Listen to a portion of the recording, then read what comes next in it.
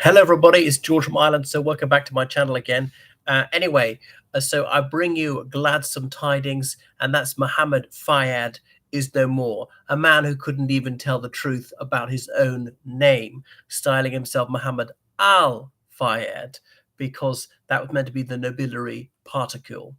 So the Egyptian billionaire has been summoned to Jannat. So he shall see whether his Allah is true or no. He didn't pretend to be a terribly observant Muslim. So he was born in Alexandria into a middle class family. His father's a teacher. Remember, in those days, in what was it, 1930s Egypt, a lot of people were illiterate. And so they're part of the small minority who were literate, but they didn't have a great deal of money. Anyway, he prospered in business. He went abroad.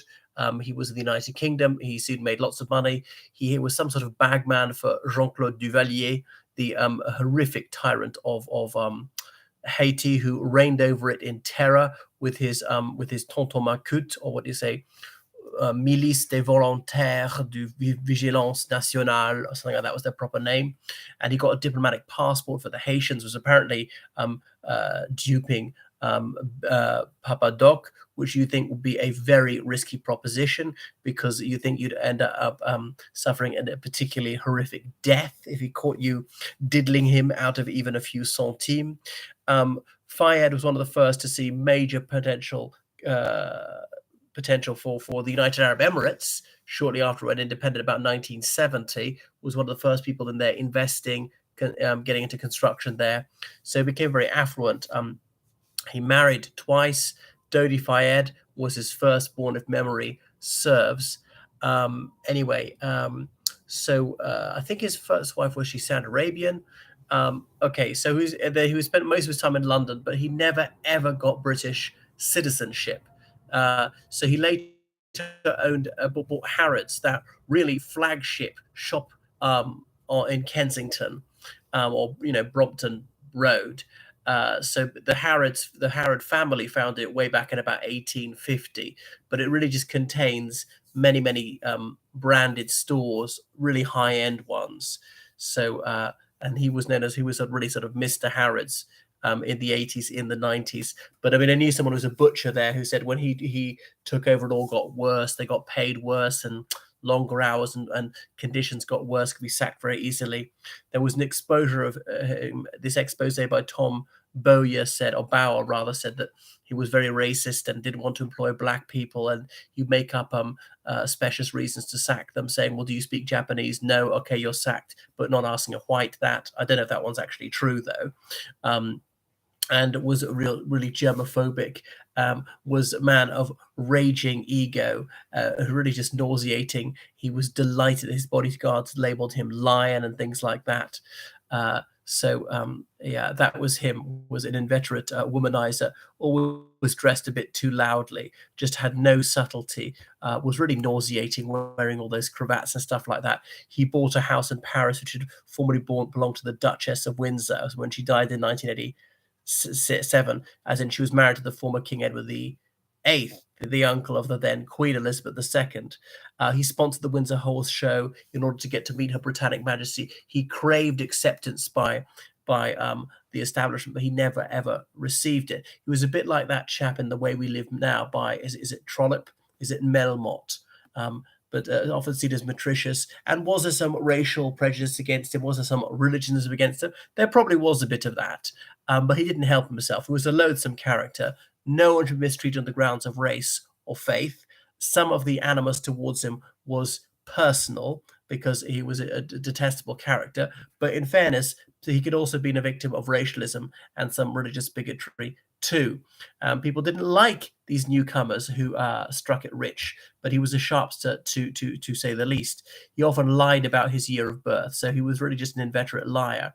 So his eldest son, Dodi, he'd been at Sandhurst. I'm not sure he graduated from there. He had some sort of sinecure at the United Arab Emirates embassy in London, even though he was not actually an Emirati citizen, and he was seen as first assistant director, listed as that on Chariots of Fire. And the religious a playboy, done nothing, had married young, got divorced, and had a child from that marriage. And then he was actually engaged to an American model in 1997 when he happened to meet Diana, and that American model was dropped like a hot potato, paid a couple of billion dollars to just go away and shut up. And then this was the biggest prize.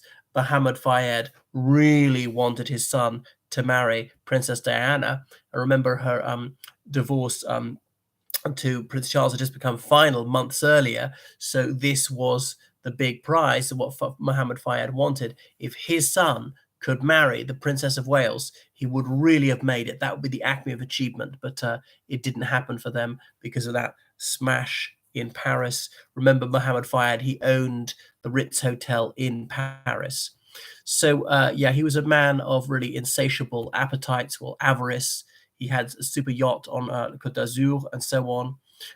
So he had that big memorial, innocent victims to his son and Princess Diana up in Harrods for years. Then he sold Harrods in 2010 to the Qataris for $2.4 billion.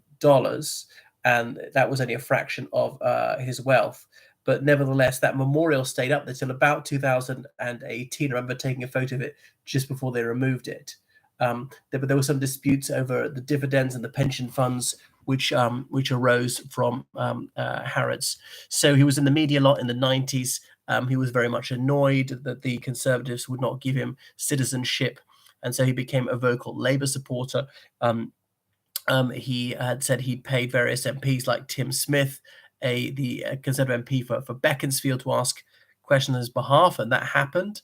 The other thing is he and that Tim Smith was actually the one who defeated Tony Blair in 1982 in the by-election in Beaconsfield, Tony Blair's first attempt to get into Parliament. So that was the end of Smith's career. He acknowledged he'd done it and he stepped down from Parliament. A couple of other Conservative MPs likewise outed, but Neil Hamilton denied to this day. There was a libel action about that. Libel action was taken out against Mohammed Fayed that Neil Hamilton lost. They thought that they could skewer Fayed by saying to him, "Mr. Fayed, what year were you born?" And then it'd be revealed that he'd given several different years, so he lied a lot. He'd also organized that break into Tiny Roland's deposit box. Tiny Roland, it was given an ironic name because about 6'6", this India-born guy of Dutch-German ancestry, who was a business titan, was really a really dominant figure in London business from the 1950s to the 1990s. He died about 1998, and then had a terrible feud, but suddenly reconciled actually shortly before Tiny Roland's death in 1998. So what else? So Mohammed Fayed was then found by the Labour Home Secretary Jack Straw not to be of good character, and therefore he was denied British citizenship despite having been a British resident for years. And in court, when they said about his name, "Why do you call yourself Al Fayed? Your surname's actually Fayed." He said, "Call me Al Capone if you want." And there were gales of laughter. He'd also owned Fulham Football Club, and they did have to ask the jurors, "Are any of you supporters of Fulham Football Club?" because that might prejudice you, and not a single one of them was. Okay, so in terms of global wealth, he ranked number 1,493 in the world. Yeah, so that's it. Anyway, and Mr. Fayed, he kept voicing these groundless, ludicrous conspiracy theories that his son was murdered, that Prince Philip had masterminded the whole dastardly plot, and said, "Oh, well, how come the tunnel was reopened, Pont de l'Alma tunnel, hours after their deaths in contravention of all French law?" It wasn't contravention of all French law, or indeed any French law. The tunnel's got to be reopened sometime. There are millions of Parisians who need to get around, and keeping that tunnel closed a minute longer than necessary will never ever bring back your son or Diana for a single second. All right, so it can't be closed forever. Once the investigation is finished, it's got to be reopened so traffic can begin to circulate. So an extremely self-centered man, and he was always advancing these baseless and increasingly outlandish theories that the Special Air Service, that's part of the British Army Special Forces, had murdered this too, and there was really no evidence that was remotely supportive of that. Anyway, so he supposedly was grief-stricken for his son, but he was so fake. He was so blatantly acting, and all right, he will have missed his son a bit, but he was obviously hamming it up. He really disliked being asked difficult questions and saying when he chose to come on the news, "Oh, please, I'm tired." We'll get off the program then. If you're going to go on the news, they're going to grill you. If you say highly contentious things, yes, of course. A journalist's job is to put you on the spot, to ask you the questions that you do not wish to be asked, as well as the ones that you do wish to be asked. So he was a truly vile character. So he should not be missed. And he died, I think it was Thursday, and he was just laid to rest after a funeral at the Friday prayers at the Central London Mosque, Regent's Park, today, trying to do this in accordance with a Mohammedan custom to bury him before the sun sets twice, because if someone were to die just before sunset, there might not be time for a funeral. So wait, a bit over 24 hours if necessary. The reason they had that rule is, remember, Islam was invented in 7th century AD Saudi Arabia, when there was no refrigeration. You could think how the cadaver could begin to decompose and distend, and would be rather malodorous. So to prevent decomposition, that's why they had that rule. Sinead O'Connor didn't she reject Islam after about a year, which is punishable by death for apostating. So that was Mohamed Fayed. He was a major figure in the 90s, was always in the press, and he said that you rent a taxi, an MP, like you rent a taxi. Yeah, so that a loyal politician who once bought stays bought. So that's him. Not been heard very much from in the last few years. So good riddance to bad rubbish. Thank you for watching. So please donate on PayPal, George Callahan 79 at gmail.com. Goodbye.